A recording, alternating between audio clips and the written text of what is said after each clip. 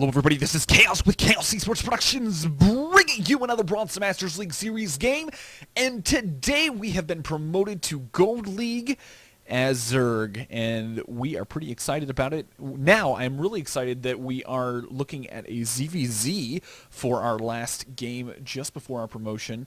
So yeah, ZvZ, I gotta say, this is probably one of the most annoying matchups that I think I've ever played. You know, a lot of times it is really just about the first 8 minutes of the game, because that is the most crucial. This is my opponent. I'm spawning over here on the left-hand side.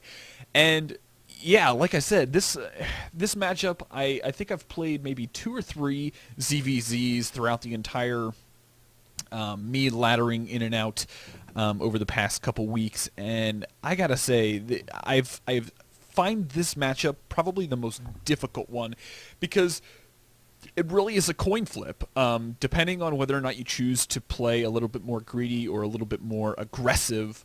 You know, playing either way can bite you in the behind, just because banelings are so prevalent in the early game. And, you know, this is a great example of what not to do when you're in a situation where you go for a hatchery first and you choose to you know, get your spawning pool very, very late. So we'll take a look and see how this all goes. Now, generally in this matchup, especially on 1v1 maps, I always go for a 14 pool. I think it's just, it's a little bit safer. While it's not very economically focused, it does have its pros just from the early game perspective. You know, there's just a lot less variability by going for that. So we're going to be going for our spawning pool first at 14, and then we're going to be immediately getting our gas, because we want to get that speed out. The biggest thing, like, sometimes you can skip this and just go straight for your hatchery, but on a 1v1 map, I like to go ahead and get the speed. That way, in this case, which is actually a case where my opponent goes for hatchery first, we can punish him and basically just pretty much build order loss win. So we can actually come in here and get a pretty good idea of how things are going. Now, at my Overlord scouts over here, I don't quite see his base yet, but shortly I will come in here, and I noticed that I don't see a queen building. Now, the hatchery does this weird wobble, as I want to call it, when a queen is building, and we see him just now going for his gas. Now, he has obviously scouted my gas. He knows that I'm going, and we see that the spawning pool is still not done yet. You know, our spawning pool's been done for a little while. We already have 100 gas, so we're going to be getting up our speed as quickly as possible, as soon as I decide to go ahead and click that speed. Maybe I wait a little too long. Quite honestly, it should have been done at 100, and then you usually pull out 1 or 2 drones. But there we go. So we get our queen up. We get injecting in, doing our thing. Now, I'm not sure why he was supplied. I guess he did another extractor trick. But we're going to send a couple lings right across. Going to do a little bit of harassment on the natural. Now, the reason we don't go up into the main is because a couple different reasons. If our opponent does get that really, really early queen, obviously, we can come in here and maybe deny a little bit of mining time just by forcing him to pull units. But overall, our goal is to pick off drones that popped out down here, as well as get as much damage done on this hatchery as possible, because if we can take this hatchery out, we're already going to be ahead. Behind this, we're going ahead and expanding ourselves, and then we're also going to be getting out a baneling nest once we come to the realization that, hey, defender's advantage is still pretty prevalent.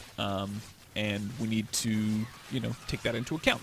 So we go ahead, snipe the queen, because that's kind of number one. We want to minimize the amount of production that our opponent has. And basically, you know, we're pretty free to go ahead and punish this. We're going to throw down our baneling nest just in case we need to make some banelings to come in here, assuming that he makes extra lings. But since there's no queen, my Overlord can actually sit here very, very happily. And what's nice about it is I can scout whether or not he's building drones or lings. So with this set of, you know, drones popping out, I know I'm perfectly safe to simply just walk in here and take him out, because he basically he disregarded completely what we were doing outside of his base.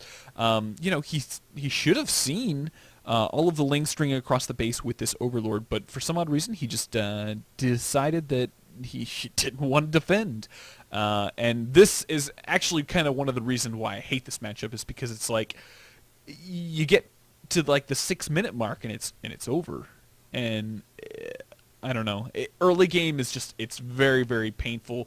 Now, I'm going to have to do some different builds with this, but for right now, this build seems to be the one that's working the best, just because you can get in here, see what your opponent's doing, get the scouts off, maybe do a little bit of damage here and there, and, you can basically build order win against this type of hatchery first build. So I hope you guys enjoyed. I will probably be doing show notes on this, since I think this is like the first ZvZ that I've done on the Bronze Masters League. It's been a very long time since I've done a ZvZ.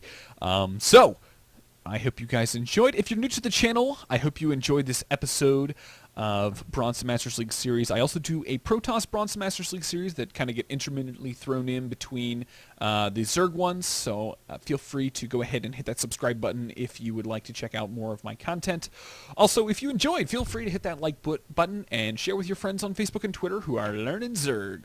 So I hope you guys enjoyed, and I will see you guys in the next game.